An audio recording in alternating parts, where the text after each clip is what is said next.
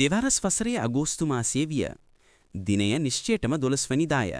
රුසියාවට මායිම් වන නෝර්වේට වඩා සමීත බැරන්ට්ස් මුහුදුපත්ලේ කිසියම් සිදුවීමක් සිදුවෙමින් තිබුණේය. එක්වරම ප්‍රබල පිපිරීමක් ඇතිවිය. බැරන්ට්ස් මුහුදුපත්ල කම්පා විය.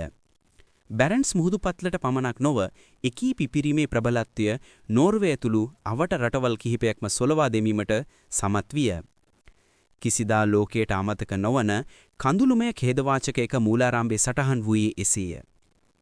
නෝර්වේහි භූමිකම්පා පරීක්ෂණ සහ අනතුරු ඇඟිවීම වෙනුවෙන් ස්ථාපිත කර තිබූ මධ්‍යස්ථාන කිහිපයකම රික්ටර් මාපක 2ට අඩු කම්පනයක් සටහන් කරමින් වාර්තා වූ මේ ප්‍රබල කම්පනය කුමක්දයි වහවහ සොයා බැලීමට බලධාරීහු කටයුතු කළහ. එහෙත් එක් කම්පාව ගැන සෙවීමට උත්සාහ දරමින් සිටි විශේෂඥයන්ට තවත් නොබෝ වේලාවකින් තවත් කම්පනයක් ගැන සෙවීමට සිදුවිය. ඒ වැඩි වේලා නොගොස්ම වඩා ප්‍රබල දෙවනි කම්පනයක්ද වාර්තා වූ බැවිනි. මේ දෙවනි කම්පනයට හේතු වී තිබුණේද බැරන්ට්ස් මුහුදුපත්ලෙන් වාර්තා වූ ප්‍රබල පිපිරීමකි.